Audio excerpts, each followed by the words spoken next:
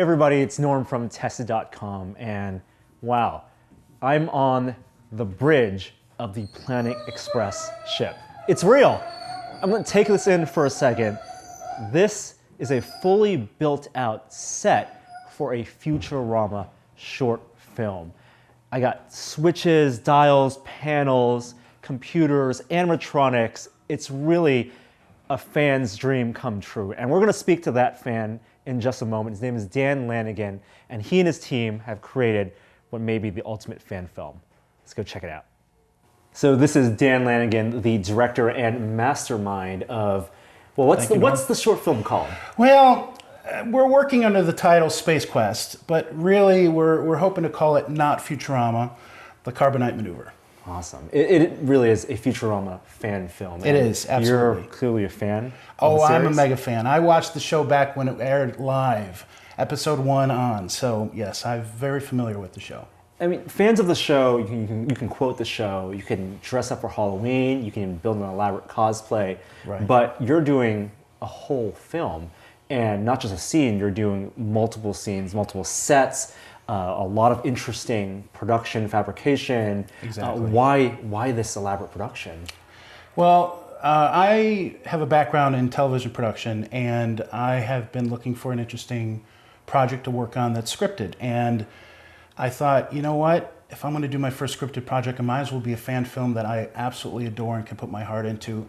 It keeps building and building and building, and we've done this crazy world of Futurama here. Is it one of those instances where like the story came first, where you and your friends are hanging out, quoting, using voices, and then, oh, what if, the show's over, but what if they went on this adventure? Exactly.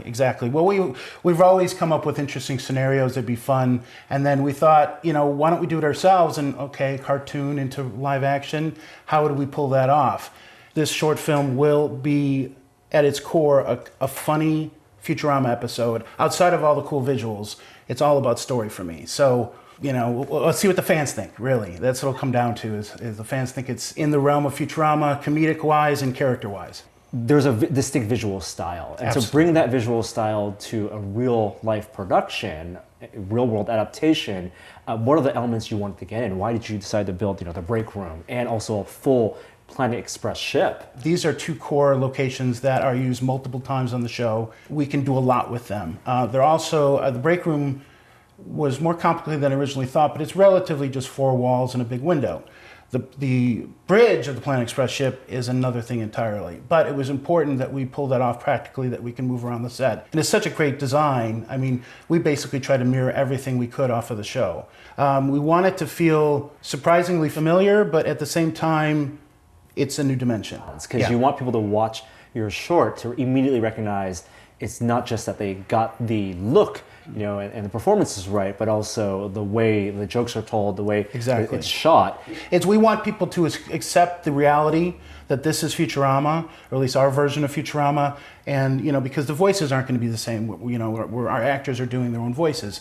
They don't look exactly like the characters, but we tried to make it as close as we can without it feeling weird and without it feeling wrong. Yeah, I gotta imagine, doing this. There are lengths that you went to that maybe another production wouldn't have done, just so you could play in those areas, do fun prosthetics, do fun animatronics, build out a set, maybe more areas with Easter eggs that you wouldn't necessarily need, just because if you're going to do it once, might as well blow it all out. I looked at this from a fan's perspective, and I looked at this from a collector's perspective. It's like, I want to build this stuff. This stuff is cool, and I want to get it on film, and I want people to appreciate it.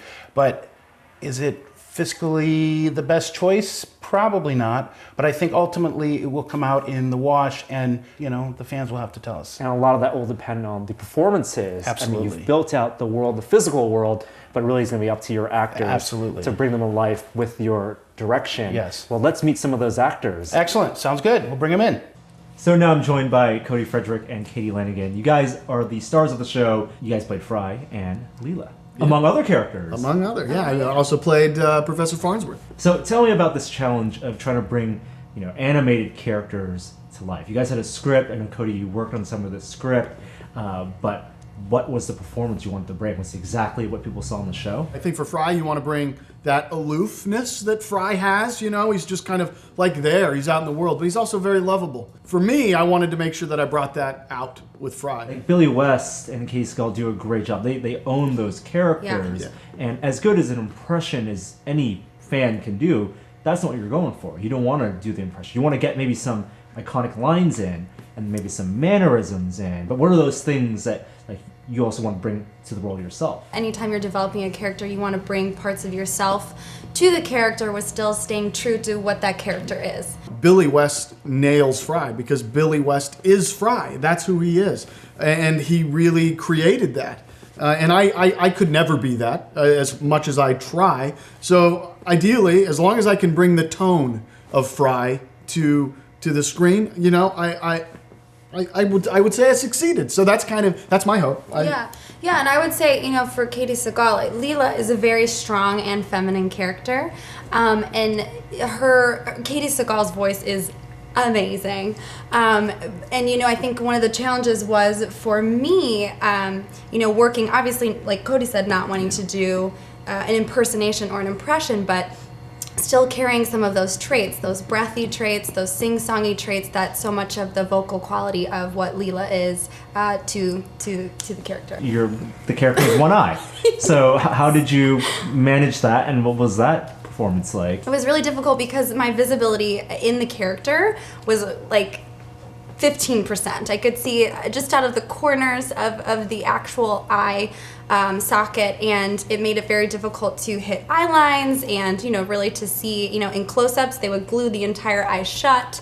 So it was definitely challenging, on top of the mechanism that they had built for me, which I actually have here. Oh, that's as so you cool. can see. And so this would actually go on top of my head, and I have a detachable eye that's attached with a magnet that you would take in and out. So during, say, you know, lunchtime or takes, I could take it off and have some visibility back. And then I actually have the serve that's attached to the back where the motor is, and then the eyebrow is moving in the front while the serve's on. So that's actually puppeteered by someone off camera, and you're almost working in collaboration with them. You're acting, and they have to respond and move the eyebrow based on your performance. Yeah. We practiced in the mirror, and before we started filming, just basically different moves. Because I can feel it move under the skin of the makeup. So say there was a part where I was angry, I would purse my lips, and I could feel him shift my eyebrow down. So it really did take a little bit of practice and almost like choreography in a way. Awesome. And in terms of transformations, Fry's a transformation, but also Professor Farnsworth, a huge transformation. Yeah. You played him as well, which is a brilliant bit of casting because they're related. Yeah, you want to be able to keep that connection in peace. We have the makeup here, and Fry. I wore some makeup with Fry. I wore a nose prosthetic because with Groening's characters, they all kind of have that look. And Dan was really able to bring that. He wanted to kind of match it so you kind of felt in that world. And so the nose that I wore, it took 45 minutes, and then they applied this guy, which is 6 pieces. Dave Snyder put this on, 6 pieces. It took a long time. Katie sat in the chair for 3 hours, 4 hours every day, and I sat in the chair for 3 or 4 hours for one day. We're wearing this for 10 to 12 hours, and this is a big piece of skin. There's a lot of movement. It's surprising how much movement you can get out of these pieces. And almost like being a creature, almost. Yeah. It's very physical, which actually lends itself to comedy. Yeah. And for that, you kind of get into that role. And my head was, when we took the casting of my whole head, you bring it down and your chin has to be out. And this chin, this whole piece, the weight of it is there. So heavy. And so you're feeling it. And so a part of you kind of becomes a bit, debilitated by the weight of this skin. So you kind of morph into the character. And it was, I was really excited to play this guy because he's just a crazy genius, and then in the weirdest ways. Right, it's acting, which is like a job, but it's also you're playing. Yeah, exactly. You're having fun. No, that's what the project is about. It's a fan film, and from the attention to detail, from the makeup, the prosthetics, the wardrobe, to even you have props. Like that's Leela's arm computer. And you have actual detail that the prop makers actually put in things that you never see in the animation. Well, and you know, a lot of time was spent on showing that. You know. Well, those performances, transformations on your part, but you guys had an additional cast member that you also had to act against that wasn't performed by a human, Bender, of course, an animatronic. Wow, let's go meet Bender. When you set out to build this or have this built, what were your instructions to the build team? What did you want them to be, this Bender to be able to do? We were hoping to have animatronic head, all the functions in the head and the arms. Turns out the arms were unrealistic, so we decided to go with rod puppets. We do have the fingers are controllable via strings as well, so we can do manipulation of the hands. But most importantly is Bender needed to be able to emote. And that really came down to his eyes and his eyebrows. So we can get him a scared Bender or we can get an angry Bender by reversing it. And then also doing a practical mouth. And that was very difficult to come up with. The original team that built this was a team of one person, Martin Munet. Spectral Motion, Bill Sturgeon and his team took what Martin built and basically fitted the eyes with the mechanisms, the mouth with the mechanisms, and the neck mechanism, which is a large motor inside him. So he's fully remote control and can really work well with the good puppeteers, which we had some great puppeteers. Our puppeteer team worked with him, and basically they did a lot of improv with Cody playing Fry. Because this animatronic needs to act alongside your cast members in not only the break room, but also this set in different places and be able to move around. Absolutely. Wow, it's not just a stationary prop. No, it's not. And what we would do is we would actually put him on a dolly rig and push him so that he can walk, and then we'd have the puppeteers behind him and then do puppeteer replacement, which is what we're doing now in post. That couch we were sitting on earlier in the break room, Bender sits there. There are actually holes. There's behind. Replaceable cushions with holes, and he was basically, we had a puppeteer with his hand grabbing Bender's spine so he can move side to side. We had puppeteers laying at his feet to work his arms, and then we had 4 puppeteers off screen using remotes to do all the facial animation, with the main puppeteer doing the voice and basically instigating the movements and such. Yeah, and the finish of Bender, you know, he's a metal robot. You know, in the show, you don't know he's shiny metal ass, but he's not shiny here. You also need to have him look good on camera. Exactly. Well, I mean, initially a shiny robot would be very difficult to light, and it would be very awkward, and he wouldn't look right because a chrome Bender just doesn't match. So we tried to get as close to the cartoon and still make it feel like it could be some sort of brushed metal.